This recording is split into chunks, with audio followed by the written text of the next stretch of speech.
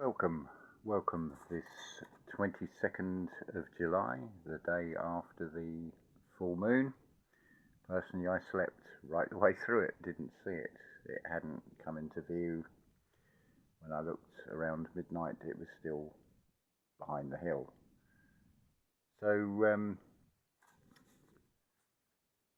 that was a nice night's sleep. Anyway, let's get back to some etymology. A closer look at, shall we say. Before I go into suggestions or suggested words to break down, I wish to give you, to be forewarned is to be forearmed, as it were. And the way I look at words initially is to look at the makeup of strung together characters. So if we take a word like vacant, it starts VAC, as does vacuum. Vacant means empty, vacuum means to suck something out. Now you can combine that prefix with another word, innate, which means natural. So can you imagine the clue is in the word to suck out the nature if you combine the prefix VAC with innate. Another interesting one is oxygen. The first part of that, OXY, OXY. It infers organic X and Y chromosome and adds GEN, which you get the words like generate, and don't forget N and M are interchangeable, so you could have germinate that comes out of that. So then when you're presented with something that has a name, OxyContin, well, you've got your oxy. Now con means either coming together or it's a deception, and tin you could say is a reference to a coffin. And one of the first side effects given if you look up OxyContin, of course, is death. So it is worth looking at these words and the etymology, breaking them down symbol by symbol, because it does reveal something. So we're going to get on now to listener suggestions. So first off, thank you, Randy, for offering the word success. Credit where credit is due. This is something that Santos Bonacci talked about in the past. It's something I've discussed with Lana A. Labonte. Success in itself, it depends on your perception and as to what it's related to. So success, if we take it in the material sense, if you suck cess, you're drawing in a load of rubbish, basically. You could be successful in the material world, for example. You could accumulate a wealth and lots of material possessions, but when you step through the doorway where spirit separates from matter, i.e. the point of death, what is all that material wealth really worth? This is the sort of what I take from the whole Tutankhamun story. It's you can't take it with you.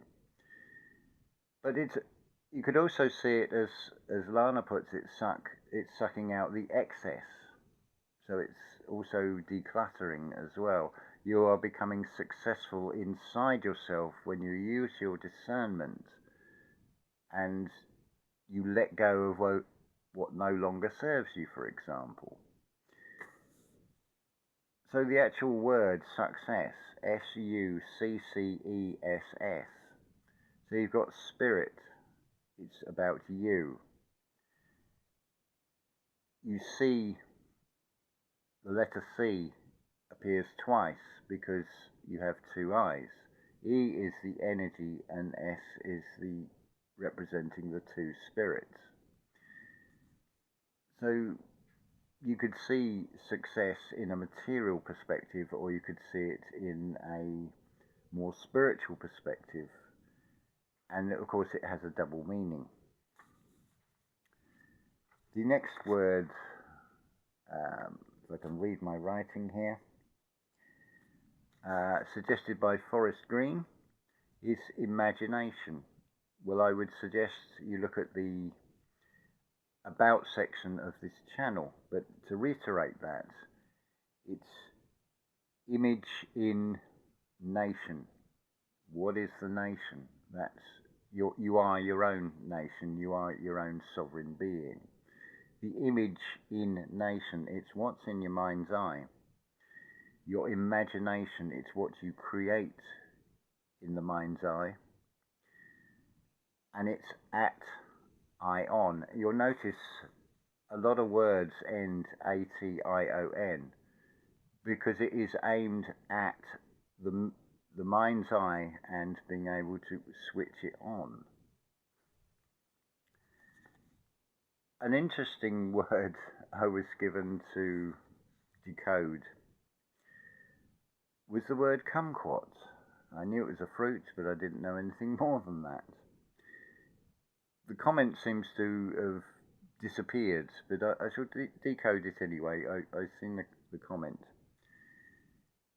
A kumquat is basically like a small orange. When I did a Google search, the image comes up and it shows a bisected kumquat. So you have the inside of the fruit showing, and interestingly it looks very much like those old maps of around the North Pole with the 4 land masses. I don't know how true that is.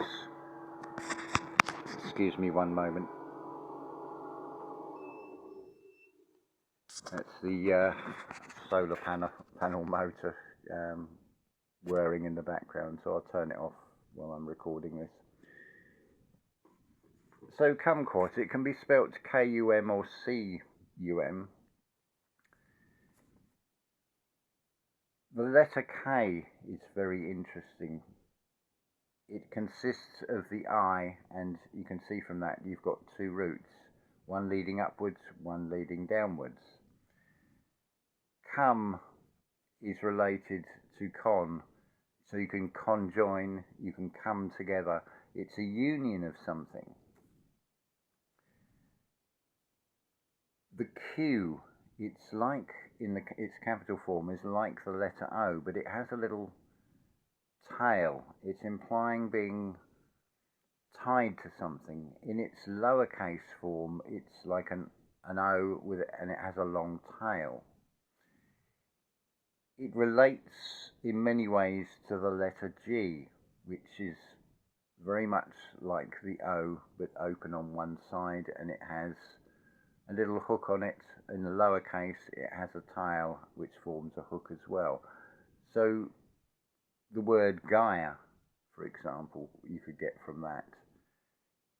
It seems to imply things that are tied to the earth. But getting back to kumquat, so it's something that's tied to the earth, which the fruit is. The tree that produces the fruit is definitely rooted in the earth. So the next letter is U, which is referring to you, and it's at. So it's something that is from the earth, that is coming at you, as it were. It's something that is freely given by nature, in the case of fruit. The most passive and freely given foods are fruits, because they will drop from a tree. So you could say the tree releases them and they are freely given. It is also suggested, of course, that the trees need us, because we'll eat the fruit, and then when the seeds and things pass through the body, we obviously deposit them somewhere else. So it gives the chance for that seed to develop into another tree. So kumquat is an interesting word. It's not obviously an English word, but the spelling still holds. So if we were to take it as we spell it with a C.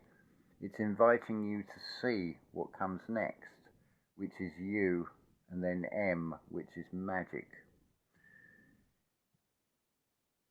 I'm going to go on a little side tangent now. If you consider, imagine you're looking down at the top of your head. You have the light going into the eyes, so you'd have two lines. They hit the back wall through the pupil and then are bounced forward. So it basically forms from the two eyes, and you can see this in a schematic of the optic nerve. It's very much like the W and the M. Hence the world of Maya, when you're looking externally of yourself, what you're getting is a back reflection. As I've suggested, and following on from our kayaks channel, The Sky is a Lie, I've suggested that what is actually seen is on a massive screen that you would see as the sky, and it's actually projected upwards and bounced back. That's exactly the same pattern, where when you take in the light or the illumination through the eyes and it hits the back wall and then bounced forward, and then you see it in the mind's eye.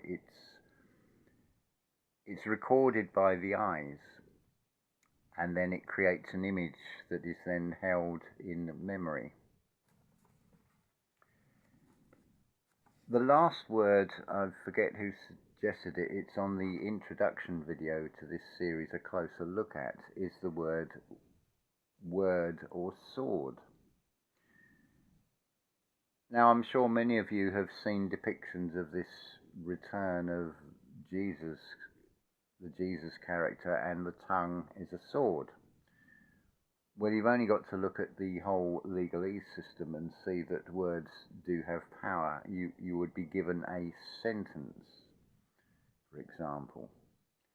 You see how words really do have power. But the word word, this sort of really ties into, if we go to, I think it's the Gospel of John, in the beginning was the Word was God, the Word was with God, and so on. But let's look at the word word itself. It consists of two parts. The W, which is the inverted magic, the reflection from what's taken in through the eyes. The other part is ord, which you would find as a prefix in the word ordinary. Or you could be ordained. So, word, it's implying a magic, and it's something that's ordinary. What readily comes to mind here is Psalm 82, ye are gods but will die as men. Well, the implication or the perception is that gods are something with superpowers, something greater than a human. But if you're all gods, then it would be quite ordinary.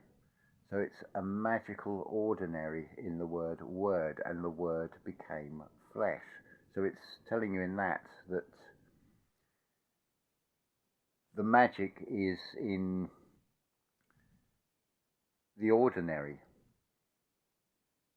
I hope that makes sense.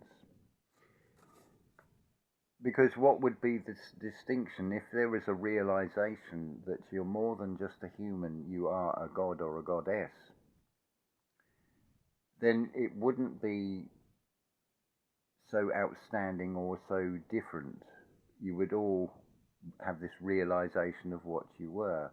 But obviously there is more than one type of human in this reality. So whilst the humans may all look the same, it's what's it contained inside. Is it a spiritual being, or is it part of the matrix, part of the program, shall we say? Because I think it's fair to say that there is an awful lot that would fit in with, as I've suggested, this being a diagnostic zone, where you would have in an experiment, you would have a control medium in this particular case, it would be humans that would not question anything, would go along with the entire narrative and say yes to everything. I trust my government, I trust medicine, I trust science, and I trust this or that religion and so on. And they're not going to budge from that because they are the controlled medium. But it is a spiritual evolution. For there to be a spiritual evolution implies, along with everything else in this reality that we can look at, the way we can identify things is by comparison with something else, which unfortunately we often go as far as to make a judgment of something being good or bad, rather than just observing it and seeing it for what it really is. Going back to that childlike wonder of just observing without judgment, you could say. So the word, or words, it just depends where you put the S, the spirit. Is it at the start, or is it the outcome? Or is it both? Is it swords? Are words swords? I would suggest yes, they are. They do have a power as shown by the legalese system. And there is a power in words, because you can hear something and you will feel either depressed or uplifted if you go to either extreme of it, or you could be somewhere in the middle of that. Some of that will be your judgment on whether you like or dislike what you hear, for example, or whether you can just hear it, the observer in the audible sense, and then internalize it and recognize, oh, I don't like that part, or I do like that, and then ask yourself why you're feeling triggered. That actually brings me on something I forgot to mention. In the last video, I went through a list of the letters, the characters of the alphabet that consist of this I with other parts attached, normally to the right-hand side. So, for example, the letter D, it has that I, and then it has like a half circle attached to it. There is one other letter, and it's actually comprised of two lowercase letters. That is the letter Y. If you consider the symbol for the capital Y, the lower half of it is like an I, less the dot. And that is joined with a lowercase v to form the Y. Just a little observation on the, should we say, the schematic of the symbol. So I feel there's 4 more words, well, slightly more than 4 words for you: success, imagination, kumquat and word, or sword. So do keep those suggestions coming, and it'd be interesting to see what